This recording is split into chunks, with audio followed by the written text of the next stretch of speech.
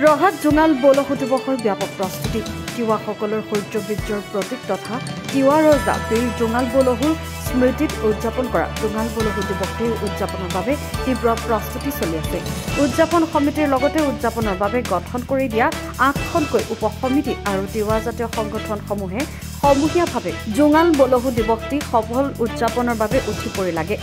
অহা 3 জানুৱাৰী দিনজোৰা কাৰ্যসূচীৰে উদযাপন হ'বলগীয়া জোঙাল বলহু দিৱসৰ বাবে শনিবাৰে জোঙাল বলহু গড়ৰ প্ৰতিমূৰ্তি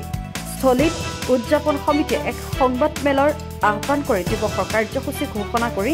অঞ্চলবাসীৰ সহযোগিতা কামনা কৰিছে। Bureau report news update. Jonghal Balahu দিৱস অহা 3 জানুৱাৰী 2025 তাৰিখ জোঙাল বলহুৰ ক্ষেত্ৰত আমি দিনজোৰা কাৰ্যসূচীৰে উদযাপন কৰিবৰ কাৰণে সিদ্ধান্ত গ্ৰহণ কৰিছিলোঁ আৰু সেই উদ্দেশ্যে উদযাপন সমিতিৰ তৰফৰ পৰা প্ৰস্তুত কৰিবলগীয়া কাৰ্যসূচী আজি আনুষ্ঠানিকভাৱে আমি ঘোষণা কৰাৰ কাৰণে এই সংবাদমেলৰ আয়োজন কৰিছোঁ আৰু এই সংবাদমেলত আমাৰ উদ্যোক্তা জাতীয় সংগঠনৰ নেতৃবৃন্দ সদস্য ছাত্ৰ সন্থা তিৱা যুৱ ছাত্ৰ পৰিষদ তিৱা সাংস্কৃতিক সমাজ তিৱা মহিলা সন্থা তিৱা সাহিত্য সভাকে আদি কৰি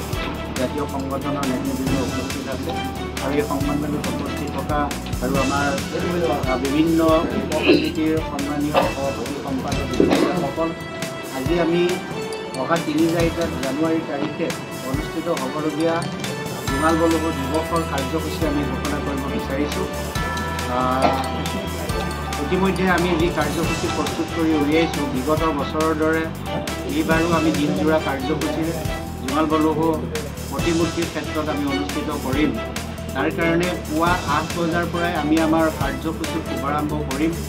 পুৱা 8 বজাত তিৱা পৰম্পৰাগত যি ধৰ্মীয় ৰীতি নীতি পিতৃ পূজা অনুষ্ঠান আছে সেই অনুষ্ঠানে আমি আমাৰ মাংগলিক নিয়ম যিখিনি আছে তিৱাসকলৰ তাৰ পৰা আমাৰ অনুষ্ঠানটো আৰম্ভ হ'ব আৰু 8 বজাত আমাৰ বন্তি প্ৰজ্বলন আৰু শ্ৰদ্ধাঞ্জলি হ'ব। তাৰপিছত জাতীয় সংগঠনসমূহৰ যি নিজস্ব পতাকা আছে পতাকা উত্তোলন হ'ব আৰু তাৰপিছতে আমি পৰ্যায়ক্ৰমে মূল কাৰ্যসূচীলৈ আগুৱাই যাম। এই কাৰ্যসূচীৰ ভিতৰত আছে মানে তিৱাসকলৰ সাজপাৰ বিভিন্ন বিপণীসমূহ আমি প্ৰদৰ্শনী অনুষ্ঠান এটা ইয়াত ৰখাৰ কাৰণে সিদ্ধান্ত গ্ৰহণ কৰিছোঁ আৰু সেই বিপণী তথা প্ৰদৰ্শনীৰ দ্বাৰ উন্মোচন কৰিব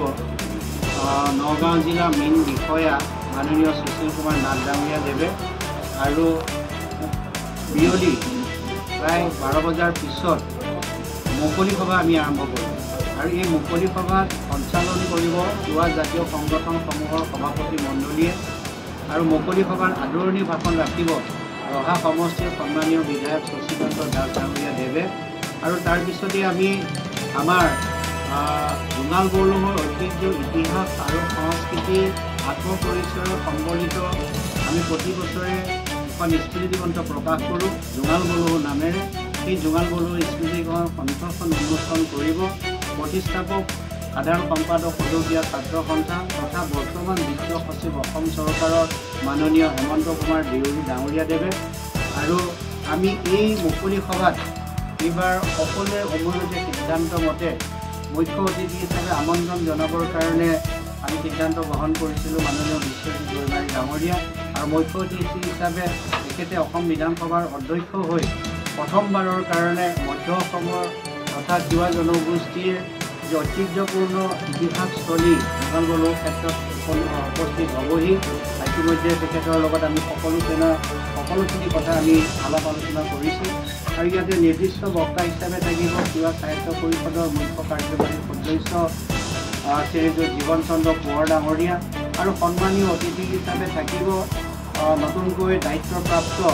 অসম পৰ্যটন পঞ্চায়ত গ্ৰাম্য উন্নয়ন ন্যায় সাধাৰণ প্ৰশাসন বিভাগ অসম চৰকাৰৰ মাননীয় মন্ত্ৰী ৰঞ্জিত কুমাৰ দাস ডাঙৰীয়া জলসম্পদ তথা ছপা মুদ্ৰণ আৰু জনসংযোগ সামাজিক ন্যায়ৰ মন্ত্ৰী তথা জাগীৰ সমষ্টিৰ বিধায়ক আৰু অসম চৰকাৰৰ গতিশীল শক্তিশালী মন্ত্ৰী মাননীয় পীযুষ হাজৰিকা ডাঙৰীয়াদেৱ আৰু ইয়াৰ সমান্তৰালভাৱে মুকলি সভাত অংশগ্ৰহণ কৰিব জনস্বাস্থ্য কাৰিকৰী বিভাগৰ মন্ত্ৰী মাননীয় জয়ন্ত মল্ল বৰুৱা ডাঙৰীয়াদেৱ আৰু এইবাৰ আমি এটা গুৰুত্বতা ৰাখি অসম চৰকাৰৰ বিত্ত আৰু মহিলা শিশু উন্নয়ন বিভাগৰ সন্মানীয় মন্ত্ৰী অজন্তা নেওগ বাইদেউকো আমি ইয়াতে আমন্ত্ৰণ কৰাৰ সিদ্ধান্ত গ্ৰহণ কৰিছোঁ আৰু সন্মানীয় অতিথি হিচাপে 4গৰাকী মন্ত্ৰীয়ে ইয়াতে অংশগ্ৰহণ কৰিব আৰু বিশিষ্ট অতিথি হিচাপে আমাৰ তিৱা ছাত্ৰ সন্থাৰ জ্যেষ্ঠ নেতা আৰু বৰ্তমান তিৱা ছাত্ৰ সন্থাৰ মুখ্য উপদেষ্টা ৰিমল আমচি ডাঙৰীয়া আৰু আমি যি ঠাইত জোঙাল বলহু ৰজাৰ আমি দিৱস উদযাপন কৰিম সেইখিনি কলা ৰাজ্য দেওৰজাৰ অন্তৰ্গত এলেকা হয় গতিকে কলা দেওৰজা মাননীয় প্ৰবীণ দেওৰজা ডাঙৰীয়াদেৱে ইয়াতে বিশিষ্ট অতিথি হিচাপে অংশগ্ৰহণ কৰিব আৰু কাৰ্বি আংলং অট'নমাছ কাউন্সিলত একমাত্ৰ তিৱা জনগোষ্ঠীৰ প্ৰতিনিধি ডি উপিং মাছলাই ডাঙৰীয়াও মুকলি সভাত অংশগ্ৰহণ কৰিব আৰু তিৱা সাহিত্য পৰিষদৰ প্ৰতিষ্ঠাপক মুখ্য কাৰ্যবাহী সদস্য নাৰায়ণ কুমাৰ ৰাধে কাকতি ডাঙৰীয়াই ইয়াত অংশগ্ৰহণ কৰিব তাৰোপৰি আমি পৰ্যটন বিভাগৰ মাননীয় সঞ্চালক পদ্মমাণি বৰা ডাঙৰীয়া আৰু পুৰাতত্ব বিভাগৰ সঞ্চালক ডক্টৰ দীপ্তিৰেখা কুলি ডাঙৰীয়া আৰু নগাঁও মহাবিদ্যালয়ৰ অধ্যাপিকা উমিয়া পাটৰৰ লগতে তিৱা মাথলনাই তথা নগাঁও জিলাৰ সন্মানীয় সভাপতি বীৰেন লালং ডাঙৰীয়াৰ মুকলি সভাত বিশেষ হিচাপে অংশগ্ৰহণ কৰিব আৰু আমি এই অনুষ্ঠানত তিৱা সাহিত্য পৰিষদে মুখ্য পৃষ্ঠপোষক হিচাপে ইয়াৰ নেতৃত্ব গ্ৰহণ কৰিব আৰু পৃষ্ঠপোষক হিচাপে মধ্য অসমৰ 7জন বিধায়কক আমি উপদেষ্টা হিচাপে আমাৰ জ্যেষ্ঠ বহুকেইজন বিষয়া আছে সামাজিক আৰু সাংস্কৃতিকভাৱে জড়িত বহুকেইজন বিষয়া আছে নগাঁও জিলাৰ উপায়ুক্ত মৰিগাঁও জিলাৰ উপায়ুক্ত আৰু আৰক্ষী সঞ্চালক আৰক্ষী অধীক্ষক 2গৰাকী ইয়াতে উপদেষ্টা হিচাপে আমি অন্তৰ্ভুক্ত কৰিছোঁ গতিকে এই কাৰ্যসূচীত আমাৰ গুৰুত্বপূৰ্ণ কথাটো হ'ব যে মুখ্য অতিথি হিচাপে সন্মানীয় বিধানসভাৰ অধ্যক্ষ বিশ্বজিৎ দলমাই ডাঙৰীয়া অংশগ্ৰহণ কৰিব তেখেত যথেষ্ট জনগোষ্ঠীৰ ওপৰত বিশেষকৈ জনজাতিসকলৰ ওপৰত অধিক অধ্যয়নপুষ্ট আৰু জনজাতিসকলৰ অধিকাৰৰ কাৰণে তেখেতে যি গণতান্ত্ৰিক সংগ্ৰাম এই সংগ্ৰামৰ নেতৃত্ব দিছিল গতিকে আমি আশাবাদী যে তিৱাসকলৰ ঐতিহ্যপূৰ্ণ এই জোঙাল বলহুৰ ক্ষেত্ৰত তেখেতৰ উপস্থিতিয়ে জোঙাল বলহু এটা নতুনত্ব দিবৰ কাৰণে সক্ষম হ'ব আৰু তেখেতৰ দূৰদৃষ্টিভংগীৰ বক্তব্যৰ জৰিয়তে আমি এটা উৎসাহ প্ৰেৰণা আৰু সাহসৰ জৰিয়তে তিৱাসকলক বিশ্বৰ দৰবাৰলৈ আগুৱাই নিয়াৰ ক্ষেত্ৰত প্ৰেৰণাৰ মূল উৎস হিচাপে থাকিব বুলি আমি আশা প্ৰকাশ কৰিছোঁ আৰু ইয়াৰ কাৰণে আমি দিনজোৰা কাৰ্যসূচীৰে যি উদযাপনৰ ব্যৱস্থা কৰিছোঁ আমি 8টাকৈ উপসমিতি ইতিমধ্যে গঠন কৰি তেখেতসকলক আমি নিজা নিজা দায়িত্ব অৰ্পণ কৰিছোঁ আৰু আজি কাৰ্যসূচী ঘোষণা হোৱাৰ পিছত অহাকালিৰ পৰা প্ৰতিটো উপসমিতিয়ে নিজা নিজা দায়িত্বত কাৰ্যক্ৰমণিবিলাক আগুৱাই লৈ যাব আৰু এই সম্পৰ্কত ইতিমধ্যে আমি এটা বাজেট তৈয়াৰ কৰিছোঁ সেই বাজেটৰ আমি বিভিন্ন দিশ চাইছোঁ বিভিন্ন দিশত সকলোবিলাক যোগ বিয়োগ কৰি আমি এটা বাজেট নিৰ্ধাৰণ কৰিছোঁ সেই বাজেটটো হৈছে 14 লাখ টকাৰ বাজেট আমি 14 লাখ টকাৰ বাজেট নিৰ্ধাৰণ কৰি দিনজোৰা কাৰ্যসূচীৰ উদযাপন হ'বলগীয়া জোঙাল বলহু দিৱসৰ প্ৰস্তুতি আমি আগুৱাই লৈ গৈছোঁ গতিকে আজি সংবাদমেলৰ জৰিয়তে আপোনালোকৰ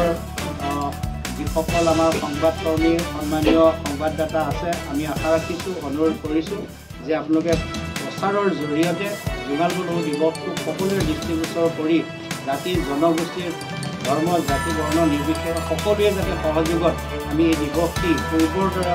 সফল সমাপ্তি কৰিব পাৰোঁ তাৰ কাৰণে আপোনালোকৰ সহায় সহযোগিতা আৰু প্ৰচাৰ আৰু প্ৰকাশৰ কাৰণে যাৱতীয় ব্যৱস্থা গ্ৰহণ কৰিবৰ কাৰণে আমি উদযাপন কমিটি আৰু তিৱা জাতীয় সংগঠনৰ তৰফৰ পৰা আহ্বান ৰাখিছোঁ আৰু এইখিনিতে আমি সংবাদমেলত আপোনালোকক অৱগত কৰাইছোঁ উদযাপন কমিটিৰ তৰফৰ পৰা আৰু আমাৰ বক্তব্য